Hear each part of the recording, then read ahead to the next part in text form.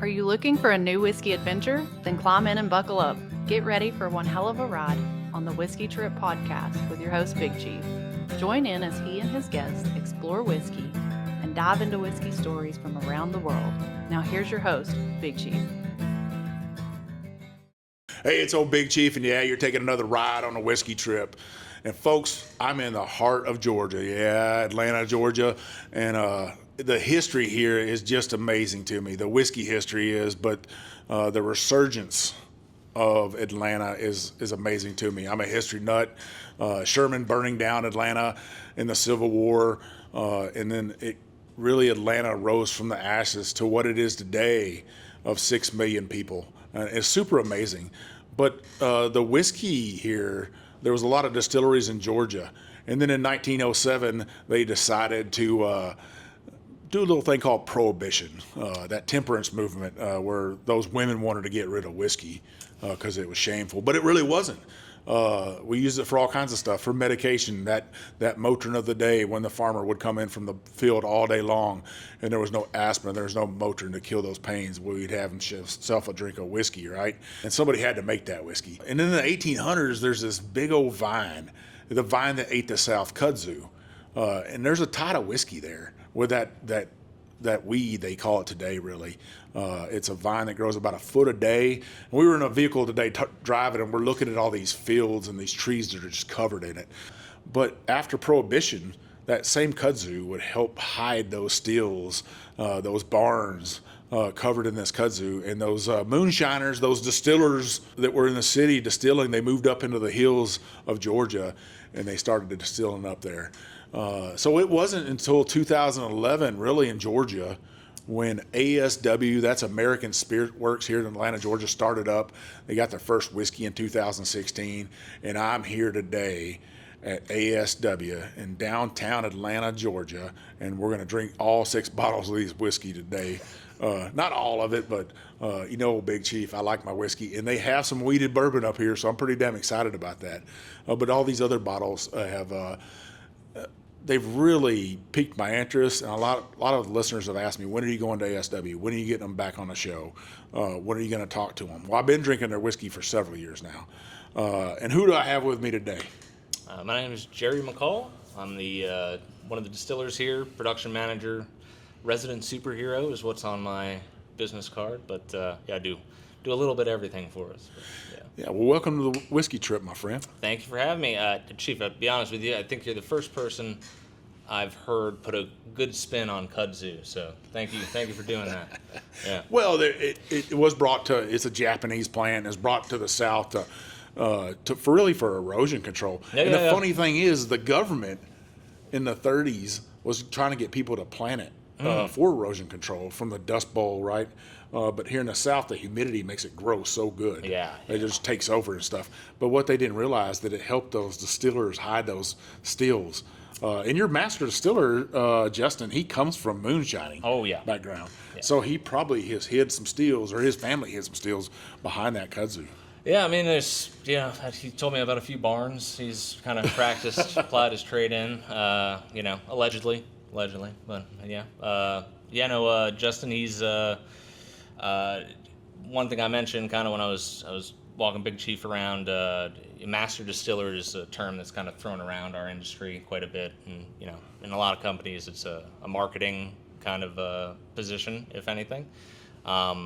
Justin refused to refer to himself or have people refer to him as a master distiller until he had been practicing the art of distilling for 20 years. So I'd say that's a really good number, 20 years. Yeah, I mean that's a medieval definition of kind of master in terms of like tradescraft. So that's you always wonder about that. Like even Jimmy Russell, the oldest master distiller that we know on the face of the earth. I think he's been practicing for 70 years 60-something years at Jim Beam. Yeah.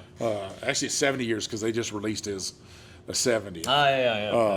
Yeah. You think he doesn't even like to be called master distiller. Oh, no, yeah. And he's probably forgot more than we all know together. Yeah. But there's other guys out there that are called master distillers. Denny Potter, that has been a master distiller at 2 giant distilleries, Heaven Hill and Maker's Mark, and he doesn't even like it. Yeah. No, I was my previous life. I was a chef, or I was a cook, should I say? And yeah, a lot of good chefs out there don't like calling themselves chefs. They'd rather be called a cook. Now you're not from here in Georgia. No. You're a New York boy, right? I'm from north of the line. I'm from Long Island originally, and then teenage years in New Hampshire. Went to school in upstate New York. I noticed you didn't have that funny accent like I have. No. I drop into it a little bit if I'm hanging around with the right people, but and then my Long Island will come out when I'm hanging out with my cousins, having a few drinks. But Now my deep voice, that comes with age. I think as I get older, it gets a little deeper. Sure. Yeah. I don't think I sounded like this in high school. Yeah. I got 4 little ones at home, so if there's a hoarseness in my voice, it's because I've been yelling for most of the day. But that's how my voice is augmented. Well, I know the listeners are thinking, "Damn, Big Chief, you got whiskey in your glass. What are we drinking? What's this first whiskey we're drinking?" Yeah, so I figured we'd kind of start off with kind of our flagship bourbon brand, Fiddler. This is Fiddler Wheated, which is our kind of everyday drinker. It is at this point a blend of and I say blend. We do small batch here. Small batch, I will give you a definition for that, what it means for us. That is going to be 5 barrels, maybe 6. So, small batch. And it is a high wheat bourbon that we source, be around 6 years old, most of the barrels, sometimes 7. We actually have a breakdown on each bottle. So this one, for example, is 75% 6-year-old, 25% 6.5, 25% 7-year-olds, high wheat mash bill bourbon whiskey. And I'm assuming you said you're sourcing this. Mm-hmm. Is the plan to eventually make this your guys' self, or? No, so really, in kind of the 2 arms of our kind of production, we have our, I would say, kind of non-distilling producer arm, where that's a lot of our growth brands, the stuff that we can kind of scale very easily. And that's one of the reasons why we're very forthright in saying that we source, and that the brand's got kind of built around that. In addition to our master distiller being a fiddler, fiddler is meant, we have taken whiskey and fiddled with it, whether it be our own custom blends. We do different barrel finishes or kind of stave finishes as well. Well, you definitely can see the barrels behind us stacked up. They do have whiskey that they're making here, folks, and we're going to get to that in a little bit. But this is MGP wheat, right? Yep. Yeah. And when you say high wheat, what's the mash bill on this? Yeah. So this is the 45%. Wow, that is the probably high. Yep. one of the highest in the market. Yeah. I think there might be one out there that has 48% rye in it, or wheat. And that, to me, this is right up my alley. Mm-hmm. It's got all those kind of chocolatey stone fruit, cocoa puffs. That cereal aisle that I'm looking for in my whiskey. Sometimes I want to see those. So ASW. It starts here in 2011. Is it really a concept? Yeah, so in 2011, it was a company of 2 gentlemen, 2 UGA Bulldogs. They met as they were fraternity brothers at UGA, and Jim Chastain and Charlie Thompson. They liked rye whiskey before it was cool to like rye whiskey. I won't put a date on when they were frat brothers together to shame them, but yeah, they found kind of an interest in whiskey and may or may not have made some on their stovetop in Buckhead a couple times, but they were looking to kind of start a business in the whiskey industry. So they did that at first by introducing this product, American Spirit Whiskey, which was spirit whiskey is a very interesting category. It's not around anymore, really, but it was kind of that directly after Prohibition's repeal way to get whiskey as quickly as possible into the hands of the American public. So it's as close to vodka as you can get while still being whiskey, and they contracted that out of a distillery up in the Carolinas, and that's what they sold kind of door to door for I think it was about 4 years or so. They tell me they made no money doing this, but they did shake a lot of hands and meet a lot of folks. So when it was time for them to raise money to get a brick and mortar distillery going, they kind of had a Rolodex of best friends, so to speak, to ask. So then construction on where we're here now at 199 Armour Drive, our whiskey plant, that started in 2015, and then 2016 is when we laid down our first barrel of Resurgence Rye. Was actually our first thing that was laid So down. is that the next thing in our glass? That's the next thing. Let's Yep. try that right there. Yeah. So this is a good transition to kind of talk about when Justin got brought into the fold. Justin was actually classmates with Jim's younger sister, and in kind of building a distillery, they knew they would need somebody who knew how to pilot the stills. They started asking around, and they heard about Justin from Jim's sister, I believe, and Justin came in famously with a mason jar as a resume, and inside of the mason jar was what we now have as Burns Night, which is our kind of approach to a kind of Highland style single malt that he made in a barn somewhere up in where he's at. But yeah, he comes from a background, distilling kind of in his family, but also from kind of the homebrew world around Athens. That's kind of one of his first ventures with his friends, was a homebrew shop. So what I really love about Resurgence is what kind of attracted me, having my bones and kind of making rye whiskey up north. This is an approach to rye whiskey that I haven't seen before. It's 100% malted rye, and that's what Justin brings a lot to our distillate, is the character and complexity of malted grain and what that can do in distillate. In addition to just being 100% malted rye, there's also a proportion of this that is chocolate malted rye. So it's malted, and then it has that toast that you could see in the brewing industry. They used a lot of toasted grain there too. But I usually don't like giving people tasting notes, but there's this cocoa coffee note that you get. Oh yeah, I mean, Yeah. it's very candyish too. The nose on it and stuff. This to me is the most traditional German style rye there is. A lot of people were like, "What are you talking about, Big Chief? I thought the Scotch Irish only made whiskey in America." Well, that's a lie. Yeah. We tried to erase that history after World War One, and then especially after World War Two.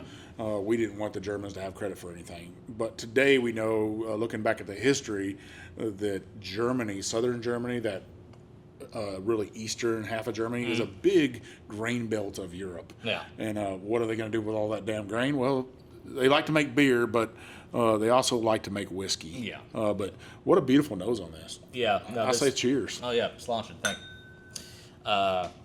Yeah, this was the whiskey that attracted me to this company. I moved down here around 2016, really just as they started firing up and what have you. But it's 2019 that I came on, so I was bugging them for 3 years before they brought me on. I like the rye in this. And did you say the rye variety of this is?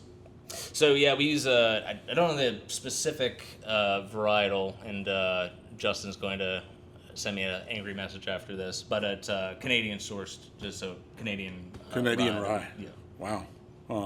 Very beautiful and stuff. And on last week's episode, you heard us talk about that rye and that cover crop.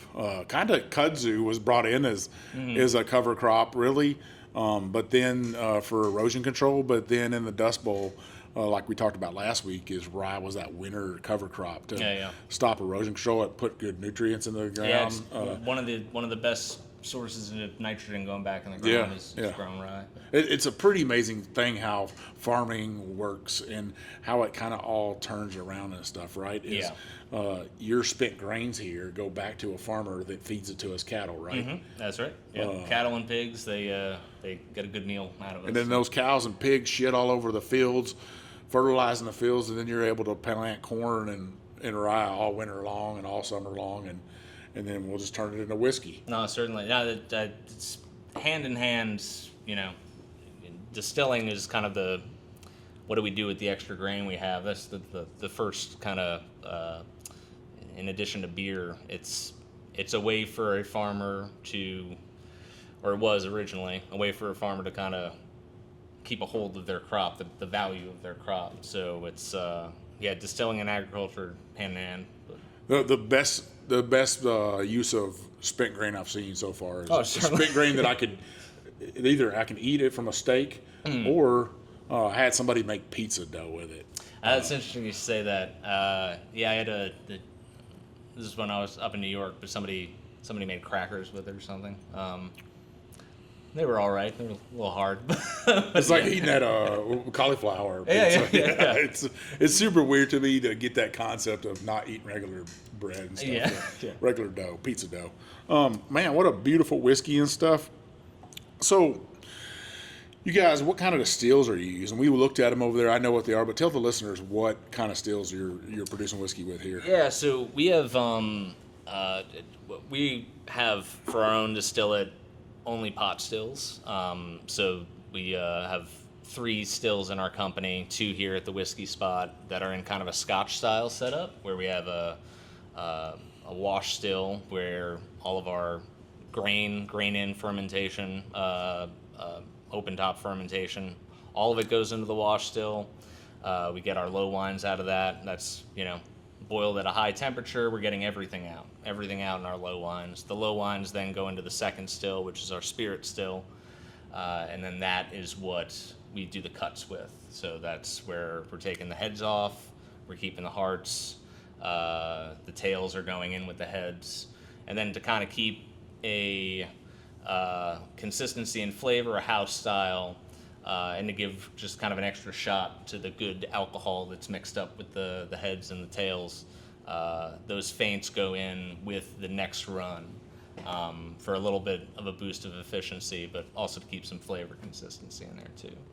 I love it, that concept. Now, for listeners out there that don't know, you guys are a sweet mash whiskey versus a sour mash. Could you take listeners through what a sweet mash, new listeners here? My old listeners, just hang with me for a little bit. We're going to get back to the whiskey, but we still need to throw in a little whiskey knowledge for our new listeners out there that are just getting into whiskey. Sometimes I forget to do that, but I want you to stay with me, and we'll get through this. Tell us what a sweet mash and a sour mash is. Yeah, so sweet mash is going to be where in the mashing process where we're adding the grain to water to convert kind of in the natural enzymes in the malt and the grain, those starches into sugars. We're doing it strictly with just fresh water, or filtered Fulton County's finest. So that's what is going to have the yeast introduced to it. It is water and grain, and then after fermentation, that is distilled. The alcohol, the flavor, all the goodness is taken out of the stillage at this point is what we call it. And then the stillage is hauled away to the farmer we mentioned before. In sour mashing process, a little bit of that stillage is going to be kept behind. And for the most part, the solids will be strained out of it. And then that kind of liquid, that spent liquid that has the alcohol kind of evaporated from it, but has dead yeast cells, a decent amount of nutrients in it, that's introduced into the next fermentation. So that's pretty good for pH control. You can kind of control the acidity of the environment of the yeast to where they just like it. Also has a little bit of nutrients in there as well. And there's an added benefit to some kind of flavor consistency as well. But in kind of our grain-in system and with the equipment that we have, we do sweet mash specifically.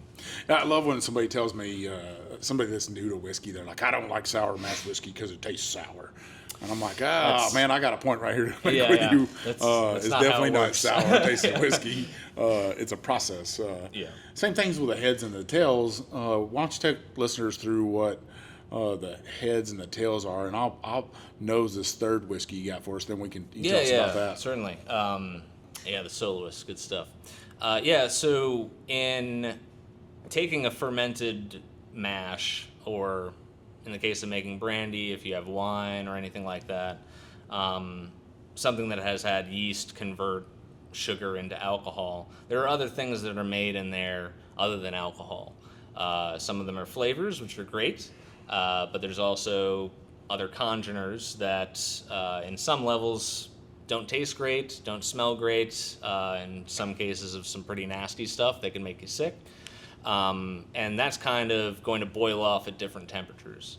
So when we first run the stills and the mash gets up to a boil, the first things that boils off are going to be higher volatility alcohols. Now, when I say alcohol, like chemically, not ethanol, what we like to drink, but methanol, acetone, some other stuff like that. These are very trace elements that'll come off. And those are actually refer to them as foreshots. Those are discarded, actually. But then what we get into is the heads. The heads are when there's too much alcohol coming through the still and not enough flavor and water. So it seems counterintuitive that we're trying to get water through the distillation, but actually a lot of the flavors that we love in whiskey, tequila, brandy, those are water-soluble things. So what we're looking for is the right balance of alcohol and water in what's boiling off of the still, that has that flavor in it as well, that right balance. So it takes a little bit of time to get through the heads to hit the right balance, and that's when we have hearts. So we have levers on our still. The one for the hearts tank is labeled money, so we'll flip that open. We know we're making money at that point. But kind of the sad thing, if we were to throw the feints away, there is good alcohol and good flavor in the heads, just in the wrong proportion. And then the same in the tails. The tails has too much water, too much flavor, to the point where it's getting, maybe a little funky. But there's good alcohol in there too. So for us, what we do is we take those feints, we introduce it into the next still run for the spirit still, and it gives that alcohol and that flavor another chance to be on the right proportion for us to select it and for it to get graduated into a barrel, so to speak. But yeah. I mean, I love that explanation of it. I wanted to go back to that Resurgence Rye and bring up a little history, because the Atlanta seal has the phoenix rising from the ashes on it and stuff. And you guys, kind of a tribute to them, put that on your label, right? Yeah, it's our way to, pay homage to where we're at. It's Atlanta without saying Atlanta, but if you look at any manhole cover in our city or anything like that, you'll see the phoenix. We're a town that's been burnt to the ground twice and then had to rebuild. Coming from up north, we have a lot of historical sites. That was one thing I noticed moving down here. It's like, you guys have some historical sites, but they're not as abundant, or they're this is where this building used to be and that kind of thing. But yeah, in kind of designing that label, all of our labels are designed in-house by Chad, who unfortunately couldn't be here today, except for this one. This one was designed by a gentleman named David Hale. I could be getting his name wrong, but I think I'm correct. He's a tattoo artist out of Athens. He actually did some design work for the Avett brothers. Wow. But one of his claims to fame, he does one design, he tattoos it once, and then he never does it again. I think this one's still up in the air as who's getting tattooed with the phoenix on him, but that hasn't been taken up yet. Well, the resurrection of Atlanta was paid for by taxes. Yeah. And one of the things they taxed was distilleries in around the city of Atlanta. And whenever they were forced, some of them were forced to say, hey, I don't want to pay those taxes. And they went to the hills way before Prohibition to escape those taxes. So that could kind of show you how the resurrection of Atlanta kind of went wrong. When you had the Federalists come in and try to rebuild it and stuff and take over the South. The South was going to want to do what it wants to do and the way they want to do it. I think that we've showed that across history. So the soloist pays tribute to your guys' master distiller, as you said, Justin. He plays the fiddle a little bit. Yes, he's a very accomplished fiddle player. We just posted online. We sent him up to New York for a sales trip, and he got some busker training in the subways. He was playing the fiddle down up there. It was pretty cool. Well, I think they call it the violin up there, right? Oh yeah, maybe. He would argue about that, certainly. Well, the fiddle and the violin are the same instrument. Yeah, yeah. It's just played with more of a robust southern flair to it, Yes, right? yeah. And it was brought. The instruments were actually. I looked this up, listeners. I was quite surprised about that. The fiddle is very old. Oh yeah. Predates frets, actually. So like in terms of like the actual machining of chords and stuff like that. It's an old instrument. Definitely. Yeah, and it really, the modern version of it is from the 1600s in Italy, and then it's made its way across Europe and obviously into the Scotch-Irish hands and playing folk music. Then you get it up here in the Appalachians and stuff, and it comes into American folk music. And then it makes it down to our neck of the woods, Texas, and we perfect it. Oh, sure. I'm glad Justin ain't here, man. I'll tell you. No, he's very specific about his fiddling and he plays old time music specifically. He doesn't touch the bluegrass stuff. Wasn't that what they say? If you're gonna play in Texas, you got to have a fiddle in the band. Yeah, no, we're gonna. I think we're gonna cash in on that when we have our Texas launch or when we expand our Texas distribution. But yeah, so what we're tasting right now, this is our soloist. I think I have our standard bottling here.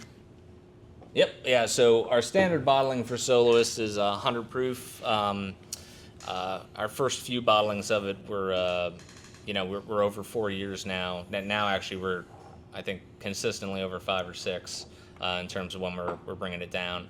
But yeah, this is we call it a high malt bourbon. It is a 4-grain bourbon, but the wheat, the rye, and the barley in our mash bill are all malted. So it has a very unique character to it. And when we say high malt, it is I think we're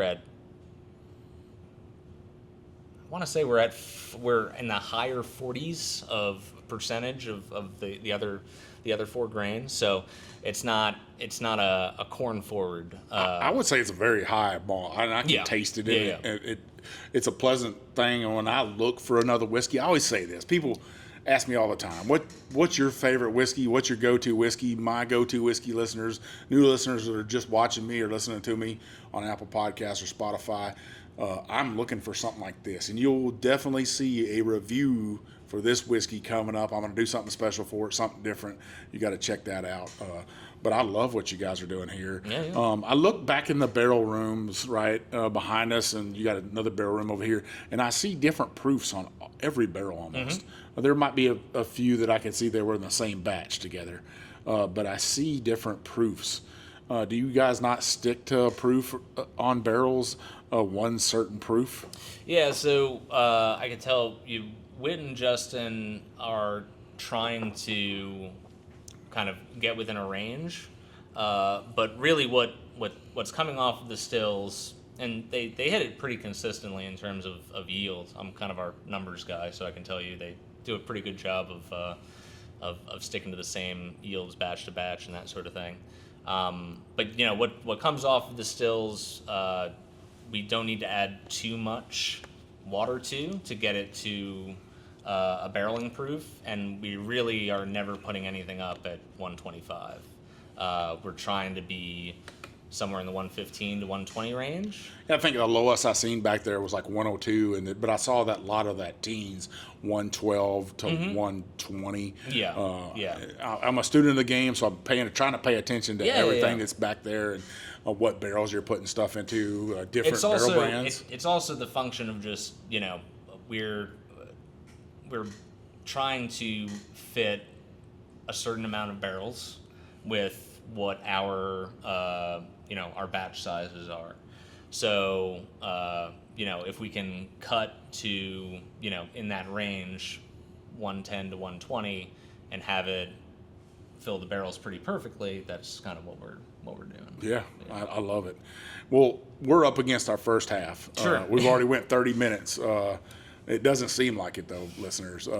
Great conversation, Jerry. I really You do know love your it. stuff, man. Yeah, this is great. Yeah. Well, I tried. I think I might have this down now. I would like to tell listeners that I do have some guest audience here today with us that are watching the show or watching this be filmed live. I've got I'm 50 North here from Atlanta. If you haven't checked out his Instagram page, check him out. His basement bar is spectacular. It's like stepping into a speakeasy in New Orleans, Louisiana. I just knew a vampire anytime was going to jump out and grab me. But you want to go check him out. I'm 50 North. Check him out. Give him a follow. I'd really love you to check him out. If you're in Atlanta, I'm sure if you hit him up, you might just get an invite to his bourbon bar down there, his whiskey bar. I'm sure he'd really appreciate it. If you're a brand out there and you're looking for I don't know what you want to call us these days, an influencer, a digital marketer, whatever you want to call us, put your whiskey in I'm 50 North's hand. Let him try it. Let him put something out there about it. He won't do you wrong. He wants to help everybody rise to the top. They always say rising tides raise all ships. He's going to help you raise your ship up. So give him a follow. Give him a listen. I'd really appreciate it. Trying to get other influences, some skin in the game, as I'd call it. And I also have Little Feather, my baby brother in here with me, and his girlfriend Jackie. Mitch ain't on Instagram, Facebook, TikTok, or nothing. But you might catch him in a local bar around Atlanta singing every once in a while up in Cartersville. You want to catch somebody that has a great act. I'm sure he'd appreciate you coming in and seeing him play. Or if he's in Nashville, I'm telling you, he cuts a rug up in there. He catch him on the dance floor. If you get him out of his woman's hands, he might appreciate it. He might appreciate it. We'll be right back. Seldom Seen Farm, bringing bourbon barrel-aged maple syrup goodness from everything from pancakes to whiskey cocktails. Seldom Seen Farm in Northern Ohio has something magical for your whiskey cocktails instead of that old basic simple syrup. Kevin Holy and his family are harvesting the sap from over their 5,000 maple trees and turning it into something delicious, maple syrup. He then goes a step further by aging in bourbon barrels for 6 to 9 months. That's right, bourbon barrel-aged maple syrup. Shh, don't tell Miss Viv, but I love to pour it over my buttered pecan ice cream. Visit them at seldomseenmaple.com. Hey, listeners, old Big Chief, and yeah, we're back for the second half of this show, and we're at ASW Distillery, and I got Jerry with me here. I've got I'm 50 North in the room with me. I got Jackie, and I got Little Feather, old Mitch with me. Look for that episode next week with him. I'm going to sit down and record one with him. I'm sure we'll have a couple of laughs on there. Maybe I can even get him to play the guitar and sing a little song for me on there. I'm sure everybody would love to hear that, to see that whiskey magic that comes out of him. You know, we got more whiskey in our glass, but I noticed damn more bottles are popping up here. It's like whiskey had sex with whiskey and making whiskey babies. Yeah, no, we're gonna hopefully fit everything in. We'll see. And it's dark. Yeah, no, these are we're getting into the higher age stuff, the double barreled stuff. So yeah, we got some fun ahead of us. What's the first one we got on the table? Yeah. So the first one we have is our Georgia Heartwood. So this one was kind of a very special project for us. This is our first single barrel program. We've been doing it for many years now. But what this is a again a high wheat mash bill bourbon that we take charred staves of Georgia white oak, that we kind of hand char, and then those staves, they're cut to a certain dimension that we could just put them into the bunghole and kind of infuse the whiskey with a little shove more it in that bunghole. Just shove it right down in there. But yeah, so this is kind of our way to put a little bit of Georgia into that whiskey, and really make it an oak bomb, make it that big oak flavor that a lot of folks like. So. Well, I got to tell you, man, I've drank some whiskey in my days, listeners, and this is why I fell in love with ASW right here. This is like the first whiskey I had from ASW, and how beautiful it is absolutely amazing to me. You want to talk about a Woodford Double Oak Killer? This is it right here. Yeah. That's another McCall distiller, actually. So it's she Woodford Elizabeth. She shares my surname, but I'm the second most famous McCall distiller out there. So yeah. But yeah, no, this we do as kind of a single barrel program, and it's a little bit different every time, but it's always the Georgia Heartwood staves in there. From barrel to barrel, we'll have kind of different stave counts in there. It'll be 15, 20, 30 in some cases. And yeah, that's usually the last like 5 to 6 months of aging on those staves, and then we let the liquor stores, the bourbon groups come in and pick them. We also have a few releases of our own. It's always on the shelf for us. So yeah. I love it. This was like the first bottle I'd gotten my hands on, and I saw it and I was interested in stuff. Do you know what the real true difference is between a violin and a fiddle? No, you would. You or Justin will tell me eventually.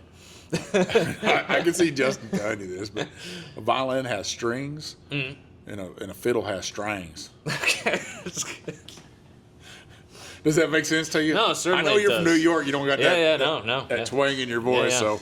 So, damn dad jokes coming out of me right there. Well, what's the proof on this right here? So this one is 116. So yeah, for our labeling, we put the ABV on the label. You have to do the math yourself.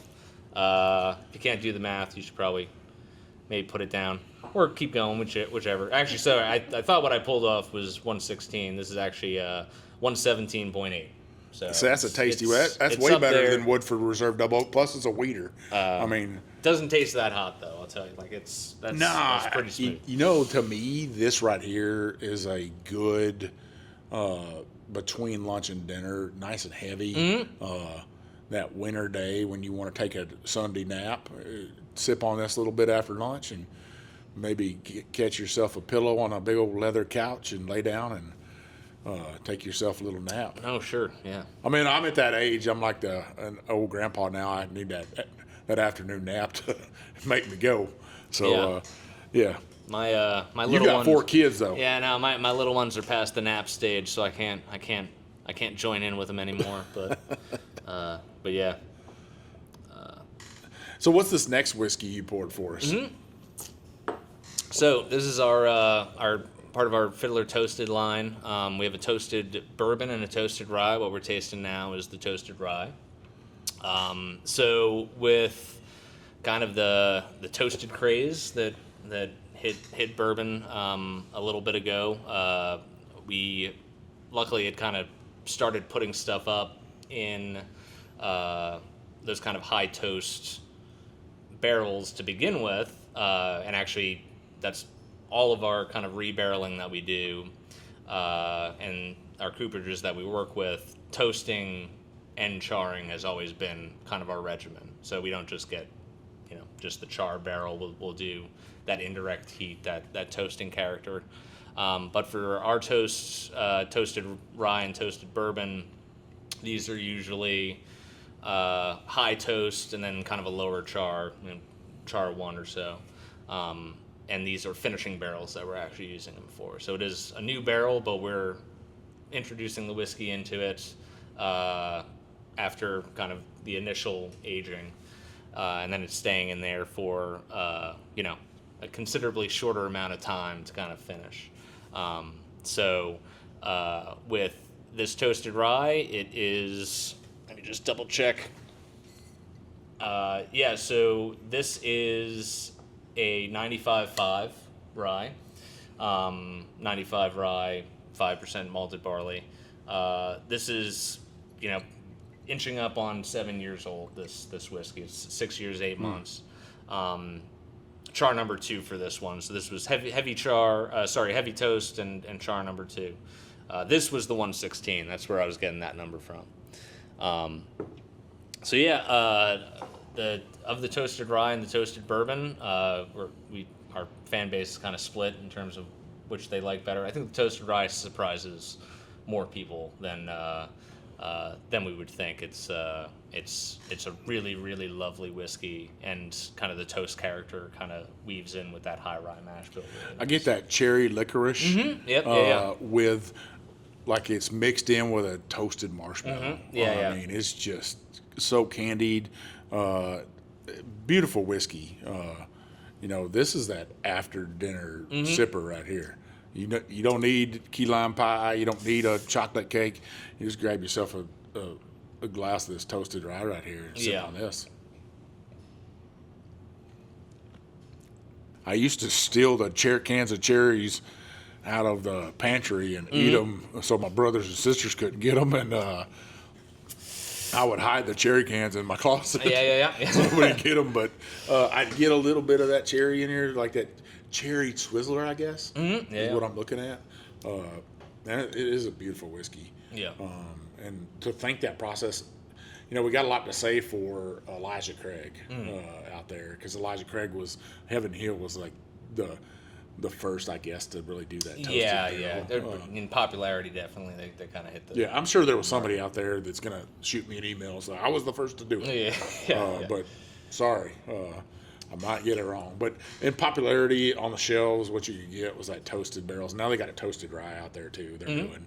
And they actually got a barrel proof, which you guys already had, right? That's... so the toasted products, we do have a single barrel program of that as well, but those are also our standard bottlings, are the 5-barrel batch that we do. Well, let's get into a little bit of your background.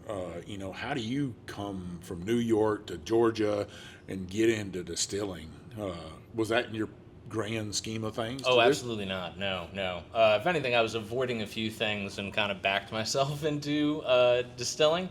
I was following a passion that I had to kind of nail down after a few years, but out of high school I wanted to be a chef, so I went to culinary school.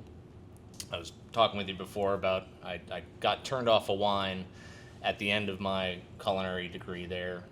We had our wines course, which is the most failed course at culinary school. It's really? Wines, yes. I can see that. Actually, Intro to Wines was the most failed course at both of the schools I went to. I went to a hospitality management school after. I figured the most failed class would be steak cooking. Cuisines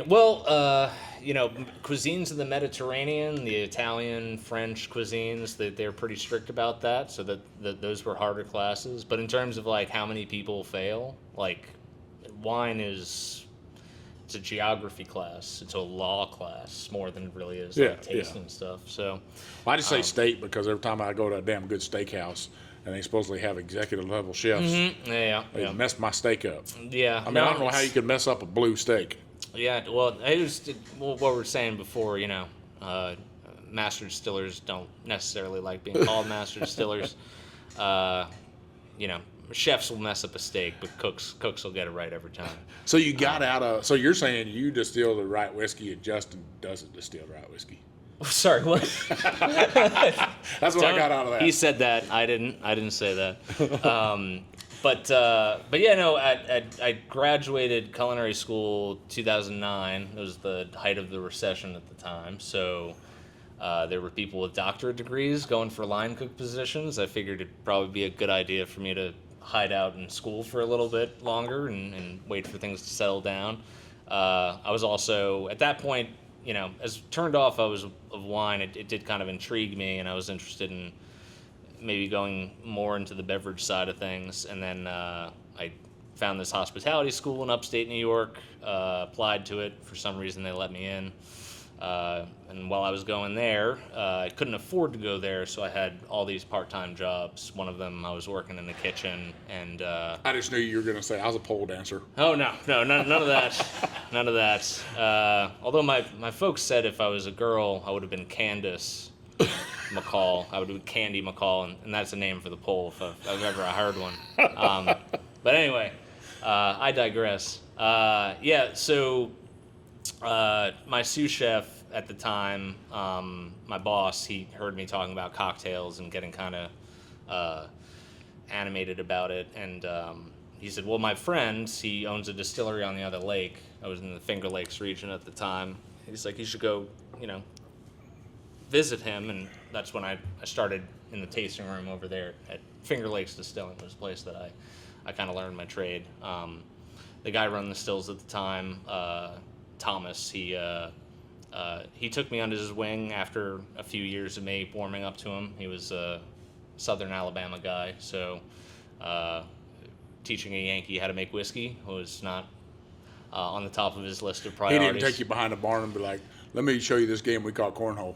No. It was a bit more warming up to do than that. But eventually, I was filling barrels, and then I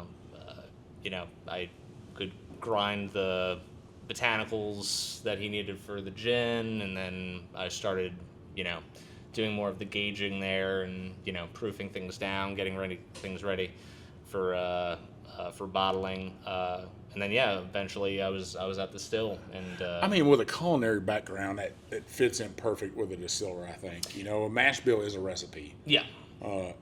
And I don't think when I cook food, my wife cooks from a recipe. She has to follow everything step by step by step. That's a baker. But Yeah. You're a cook. I just You get play in there. jazz out there. Let's just throw some shit in there. Let's Yep. stick a spoon in there. Let's taste it. Let's Yep. see how it turns out. So far, so good in my life. I'm a fat man, so I can cook. I can barbecue pretty good, I think. Yeah. No, So- you do need both sides of it at times. I mean, distilling can be as complicated and sciencey as you want. But Justin, Witt, Previn, and I, when we're at the stills, we don't have a computer or anything like that telling us what to do or controlling anything. Everything's done by sight. Sometimes we're hearing things, and that'll change our direction of how we're doing stuff. But by smell, by taste, the little variations that can happen in a fermentation or a whiskey run or a vodka run, those are things that you need to know how to react to, and that's kind of the art of it also. But I love it. So we got one more standard expression from you guys. What's the third one? Yeah, so this is Duality. This was Georgia's first double gold medal at San Francisco International Spirit Awards. And it is a whiskey that kind of defies the TTB's rules for whiskey, or categories of whiskey. It is 50% rye malt and 50% malted barley. The malted barley is actually a cherrywood smoked malted barley. So this whiskey has kind of a foot in each door, like its name suggests. It's kind of half American whiskey, half kind of a Scotch-style smoky whiskey, and it's just terribly unique. And because it's that 50-50 split, we can't call it a rye whiskey. We can't call it a single malt because it's not 100%, malted barley or of a malted one grain.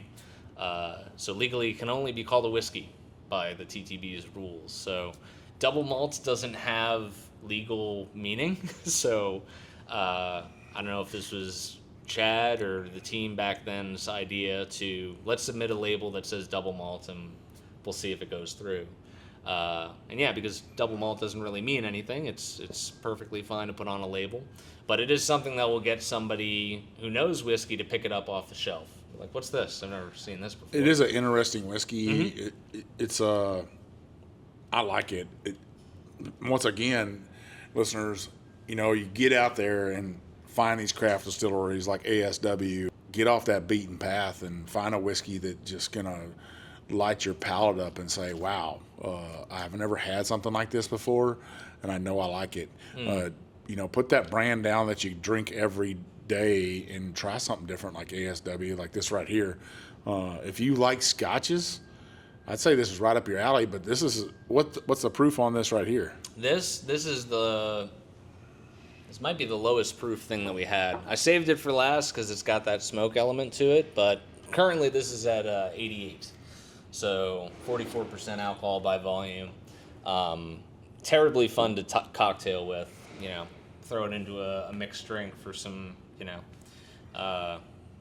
interesting smoky element to it. But Justin, his favorite cocktail is whiskey with whiskey. So that's how he drinks. That's a perfect cocktail for me. Yeah.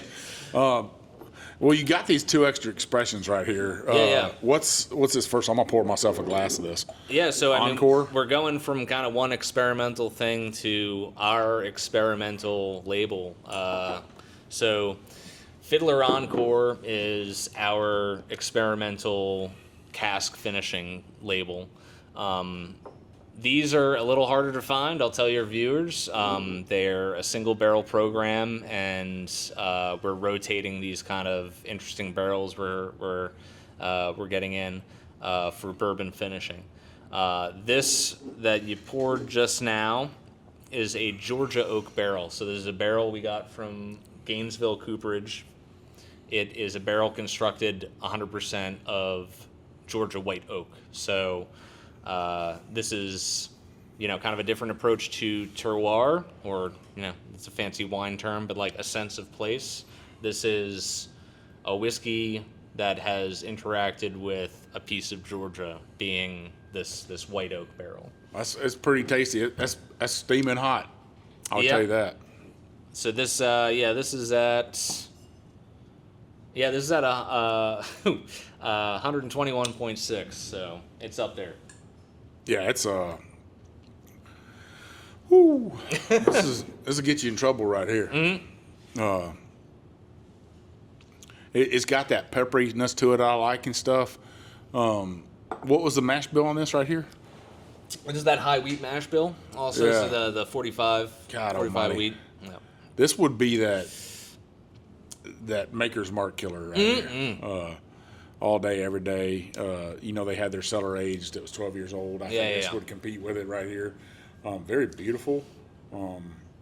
You have to be a whiskey nerd like me to appreciate something like this. A lot of young whiskey drinkers, not young in age, but you're new to whiskey, this is probably not for your palate. But if you're a whiskey nerd like myself, or old I'm 50 North is in the room with me, this is right up your alley probably. This is get it done for you. What's the second one you have So the here? second one, this is a little more what folks would be expecting from like a barrel finish, or an experimental barrel finish. This is a tawny port barrel. So this one is let's see, we're at 58.9. I'm doing some quick math here. 117.8. I used to think tawny meant dirty old lady. Sure. Okay. I don't know why I thought that. I just kind of thought it. I really didn't know that much about tawny port, but realizing it's a more rich port. Yeah. So rich, a little. I kind of see it as where ruby port is a bit more fruity. Tawny port is kind of on that kind of Madeira-y side, where there's a little bit of that oxidized note to it. But pouring it out just now, I just realized like how red this bourbon is just from that Dark, rich cherries right here, all day, every day. Just really loving it. It is. It's something spectacular. Yeah.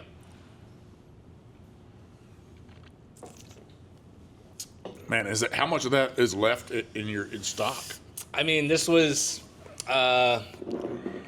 I don't know if you want to cross promote. This was another influencer's kind of pick. I don't care. I mean, I'm all right with it. So Whiskey Fly. This was his pick. We don't have too much of it left. But if we hit something special, it is something that we're interested in kind of repeating in terms of getting more of those barrels in, filling in. I know right now we have some white port up. We have a couple cognacs, Pedro Jimenez sherry. We got Oloroso sherry, some tequila stuff actually, which is pretty interesting. You got those Ambarano barrels back there. We got some Ambarana. Yep, that's what we've done some of that in the past, and we're interested in kind of blending that into some interesting stuff going forward. We had one of our first releases of the Encore was kind of our cigar batch, and that was a combination of Ambarana, maple syrup, X Barrel, and Georgia Heartwood is what we had in that. So that was a very good batch. Wow. Yeah. Well, man, Jerry, I tell you what, we've tasted some amazing whiskeys here today, and I think you've showcased really what ASW is all about. Is there anything that's really leading edge that you guys think you're about to come out with here in the near future that you can tell listeners about to get them excited for? Yeah, I mean, honestly, if you're in the Atlanta area, or we have a decent online presence now with the retailers. We're about to have our yearly celebration of malt whiskey. We call it Malt Mania. May is in the month of May. So we're releasing three expressions. One of our Space Hide. That is, I have to put this legally, SPACE space HIDE Space Hide. Yep. So that's kind of a play on Space Hide. Yep. There you go. You said it. I didn't. They're sensitive about that over there, Big Chief. I don't know if you heard about that. Yeah, well, they're sensitive about everything over there. But they're really just making dirty bourbon over there, is what I call it. Yeah, right. Even though it's not corn. But they got to utilize our barrels. Sure. Yes. Yeah. They're the second run of our Yeah, just dirty bourbon. Yeah. The Scotch wouldn't taste good without that bourbony taste. I don't know.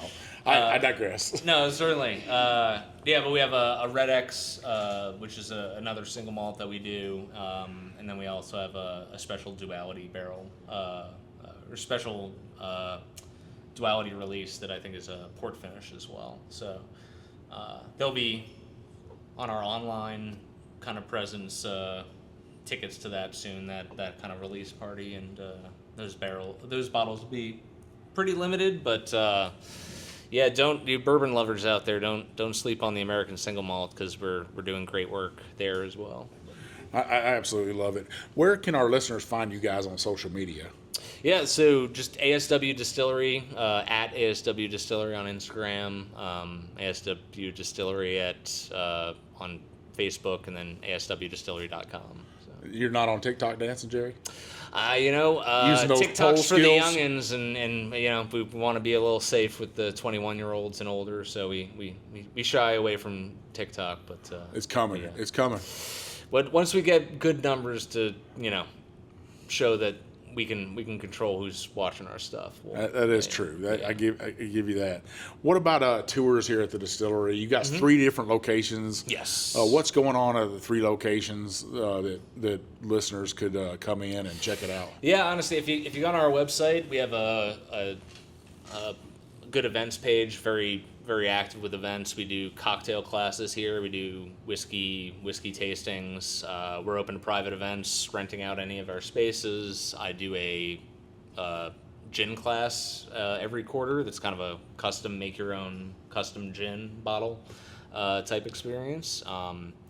We do whiskey and cheese pairings, whiskey and chocolate pairing events. We have release schedules up on our site. We're very active with our guest experience here. So yeah, walking around the facility here, just this facility, and I'd like to check out the other facilities too, but you guys are set up for monster events, for a wedding venue, the non-traditionalist wedding venue that you could actually have some fun here, and the groom could actually enjoy themselves, maybe drink a little whiskey. Oh, certainly, I really do love that about you guys. And stuff. We'll give you a plot of earth to bury the bourbon bottle. That old tradition. That old tradition, yeah. I'm all about it. The more whiskey you can get in your life, bury it for that when you get divorced, I guess. Whatever. You need that bottle to drink. Well, go ahead and do it. Well, I can't thank you enough for coming on here and showcasing your guys' brand. One last question, because I'm a veteran. No, certainly. Do you guys offer any discounts for tours? Oh, absolutely. Yeah. No, we have a active service and veterans discount. Actually, our battery location by the Brave Stadium, that's a stone's throw away from the Air Force Base there. So we're very, very welcoming to those folks coming in. Well, I appreciate you certainly. giving that out to veterans and active duty. Every little bit helps, especially the sacrifices our active duty are making for us today. Certainly. And they're away from their homes and stuff. A lot of people don't understand that. They're like, you get paid plenty, but trust me, it's almost like a prison sentence. And the only people you have to rely on are the community that will help you out and your fellow service members. So thank you guys so much for that. Well, listeners, you know where you can find old Big Chief at. You can find me at The Whiskey Trip on Instagram, Facebook, TikTok, and I'm on YouTube now. I got my niece, Mackenzie, helping me out. Make sure you check out my videos on there. Check out all my content. If you're listening to me, make sure you listen to Mark and Matt from The Bourbon Life. They're always putting out great content like myself. Make sure you leave us a 5-star review and some comments on Apple Podcasts and on Spotify if you like what you're listening to. If you don't like what you're listening to, just don't listen and don't comment. I'm fine with that. But if you do, please make those comments. Copy those comments over to my Facebook page at The Whiskey Trip. Those comments, those reviews get great whiskey in my hand. Get great guests on my show. Get the great whiskey like this ASW. The great guests like Jerry here, Jerry McCall, their distiller.